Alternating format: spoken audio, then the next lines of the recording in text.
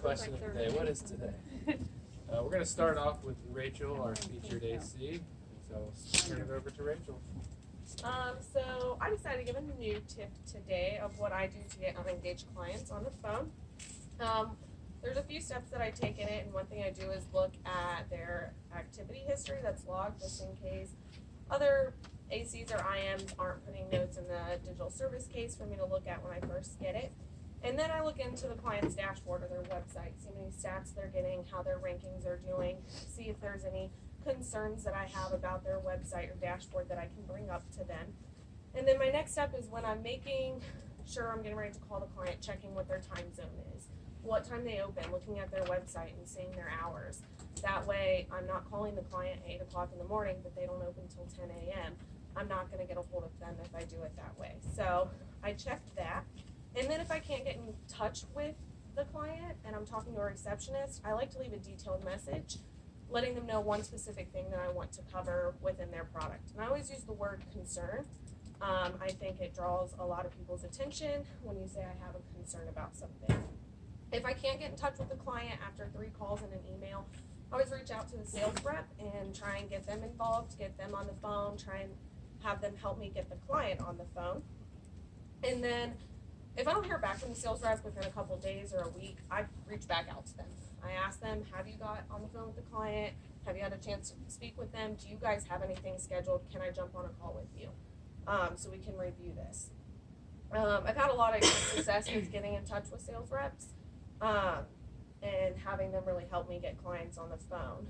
One of the success stories that I've had with unengaged clients is I actually had a lawyer that was sent to me, and their wife was being very difficult and wouldn't talk with Megan, our AC, and didn't want to be reached out to. But when I got the account, I kept reaching out to them about a week later, and after I talked to the receptionist a few times, I told them I have some concerns.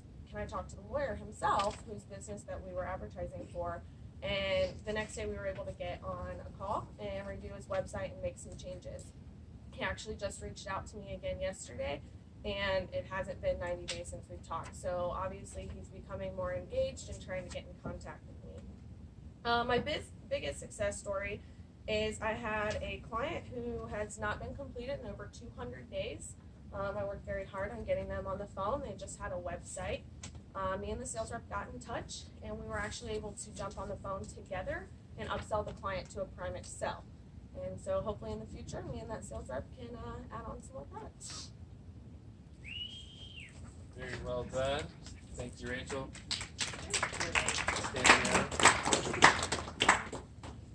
So today, Team Pocket's going to be covering the close, correct? We are, yeah. TDAC. So Rachel and the challenged AC must send their best call today. Where? Renita.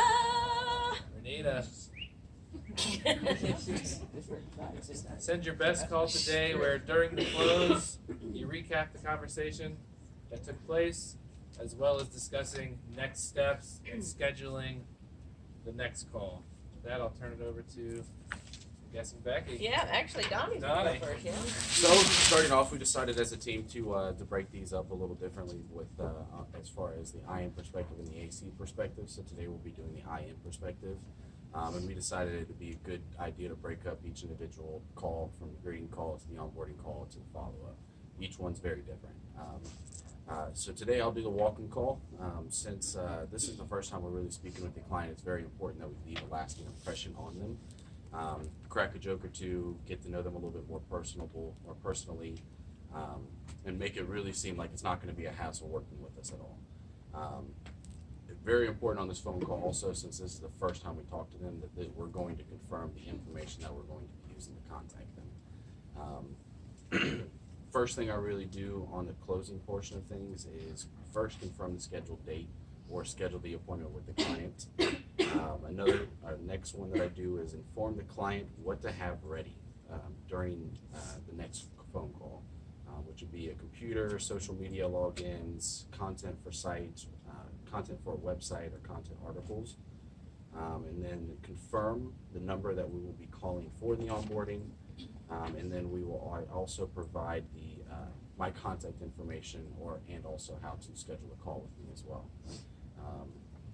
And the last thing I do on the close of the welcome call is, excuse me, recap what my role of the client is for. I tell them I'm the implementation manager. I'm going to be working with them for the first 60 to 90 days. And if they have any questions or concerns, don't hesitate to contact me. Just to make sure that's leaving them with no reason whatsoever. If there's any concerns, rescheduling, or something comes up, they know how to get a hold of me and also how to reschedule. So I'm doing the onboarding call.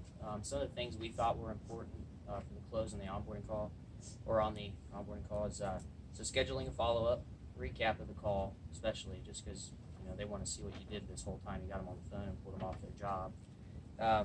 Give them to do or homework things, items. So it could be pictures, content for the site, reviewing the site if it's ready in preview mode, or their landing page. Social media logins, Google Pin info about email. And what we did, the follow-up email of what we did for that, and then what else needs to be done. I always like to do an active to-do list. I find that it helps them say, oh, okay, I got to do this before the next call. This is my favorite part of the call, because on that, the client's getting their first experience where everything's should be about all set up, and stats are filtering, and they can get like hands-on experience, so that doesn't turn the client into, okay, I got an active, annoying to-do list, and I got to answer this guy's call. Rather, they get excited about their product. They get excited about the products. Like, oh, okay, this is what I have. This is the benefits things I can do. Yeah. And then I have one of the follow-up calls, so this will be probably a latter call, one before we're getting ready to transfer to an AC. So, I always like to confirm satisfaction, right? Are you satisfied with the programs thus far? You can't be afraid to ask those questions. You may not hear what you want to hear, but you have to ask those questions, because if we're able to get in and address them and keep from the program getting canceled down the road, this is when we want to do it. And again, as I mentioned, as an implementation manager, at some point we're going to move it over to an AC for ongoing support. So this again is where I want to put that bug in their ear. Hey, now that I've had you for several months, we're doing well, we're seeing some good results. Don't forget that, probably on our next call, I'm going to move you over to your AC for ongoing support, and kind of explain that process again. And there again, that's where I kind of encourage again. So when I move you over, you've been very engaged with me thus far. I want to continue to see you do that, because the more you're engaged, the better results we're going to see. As you can see, we're already seeing some great results, and that's due in fact partly to the fact that you're engaged with us. So once you leave me, please continue to engage with your AC. And then again, I just kind of confirm their satisfaction again. So if I'm understanding you correctly, you are satisfied with your results and you feel comfortable in the programs. Because again, I want to make sure I address all of those things that maybe the customer doesn't understand or is not seeing any progress with before I transfer it over to the AC. So again, it's always just confirming that satisfaction before I leave them. So that's all we have with that, but we do have some questions for you guys, because we want to have you involved as well in the fun. So we're going to throw out some questions to you guys, and there's a little bit of a twist to it. Don, if you want to kind of explain what we're going to, Corey, Donnie or Corey. So we got a game and a ball. We're gonna throw the ball.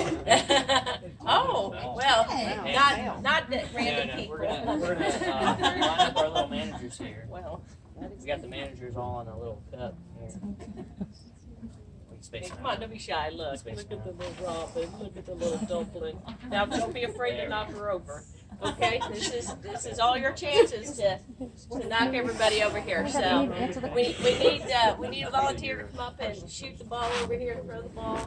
Whoever you knock down, that team has to answer the Yeah, so we got question. specific ones for teams. Okay, so we have any volunteers who wants to come up and fire away? Come on, now's your chance.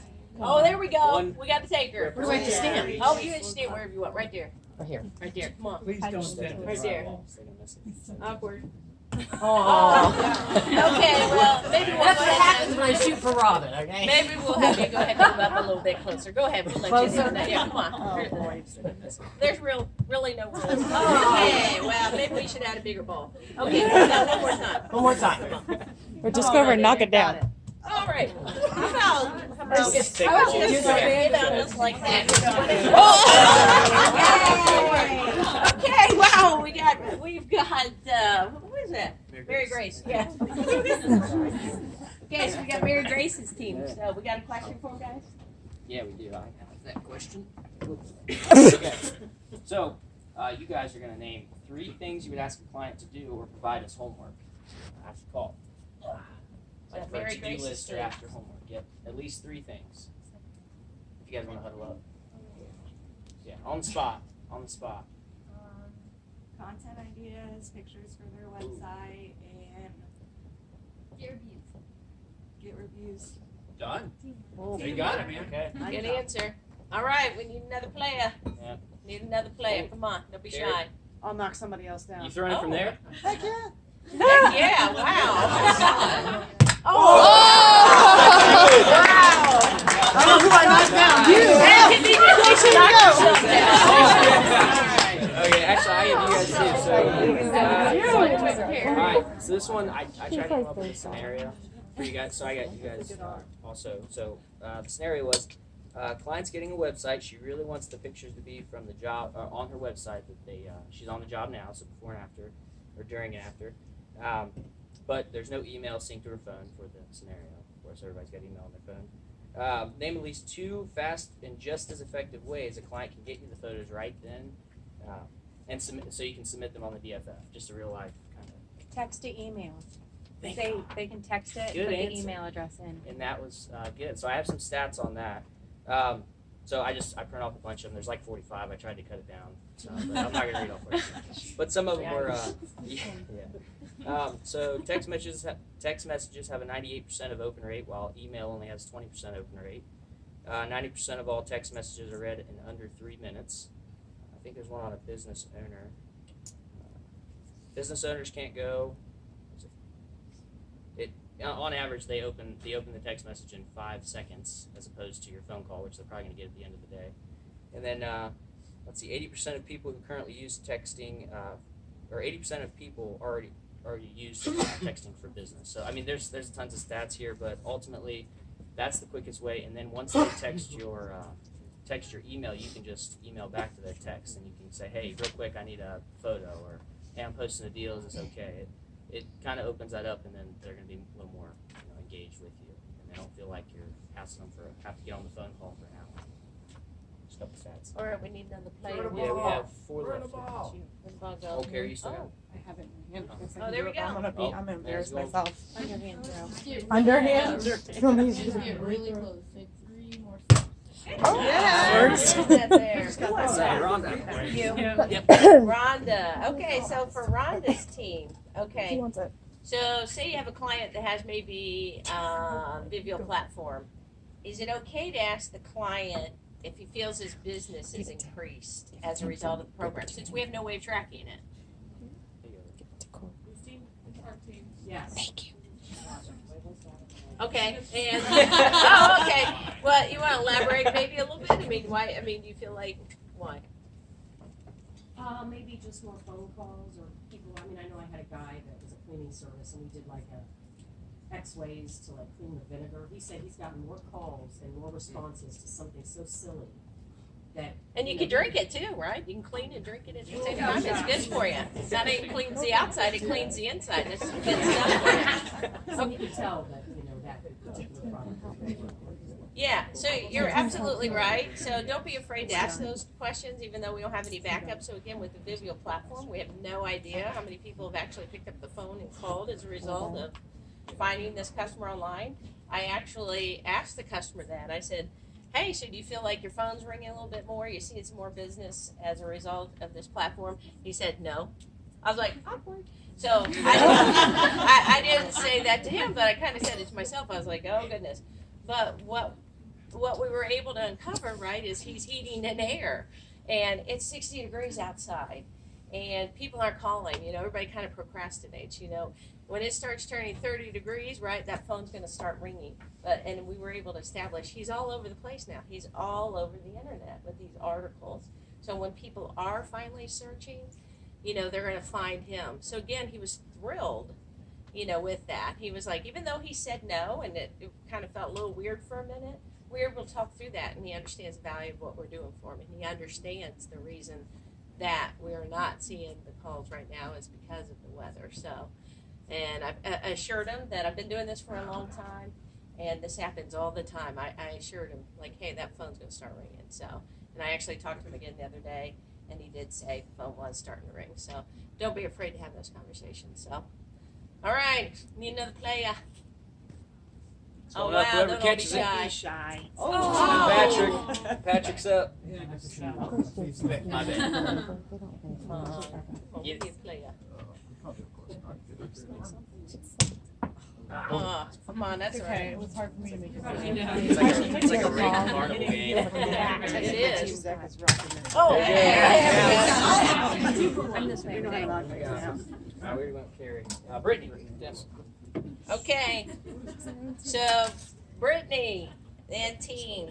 So again, maybe I'm an IM and I'm getting ready. Well, I am an IM. I'm getting ready to transfer my account to an AC, right? So the customer says, okay, so now that this is all set up, right? I don't need to stay engaged anymore, do I? If so, why? Yeah. Well, like, for And example, why? And why? for like somebody that has the marketing platform, like if we run out of content ideas, we got to get them on the phone to get more. Just Yeah. make sure we're still writing things that are pertinent to their business. Yeah. And we need their engagement for the program to succeed. Exactly, right? Yeah, we had their engagement up front. They did well. And again, like I said earlier, to continue to see those good results, right, we need them to stay engaged. So, yep, very good. All right, next player. Player. Toss it to somebody. Random. Come on. Throw it at him. Oh my gosh. There we go. Nice. Lydia's just gonna get hit. I know. I put it a little close. Get Robin, get Robin. Except the weeping. Oh. I'm getting this.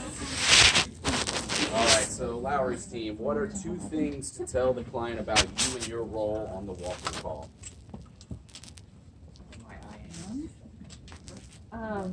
Introduce yourself and go over what programs they have. Wrong! No. You and your role, so what I would be doing for the client. So I'll say one. I'm going to be their new point of contact. Sounds like 2 words.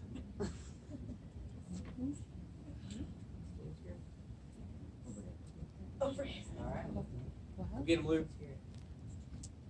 Well, you'll be setting up all their programs. You'll be their point of contact for 60 to 90 days. That's exactly what I got. Good answer. Good job, Luke. All right, I see that Robin's just like, is that on purpose? Why did everybody leave Robin? Because Robin. Whoa! Wow! Figure out that, Robin. Never know about this guy here. Okay, she's got a question for Robin now. Just Robin. Just Robin and only Robin. We'll all help answer. How about that? Wow. We're all team So this Robin. one's a little easier. What are 2 things to tell the client to have prepared for the onboarding call? Logins, thank you. Social media. Pictures. There we go. Thanks, guys. Oh, good answer. Bailed out. All right, guys, think we're done. Thanks for.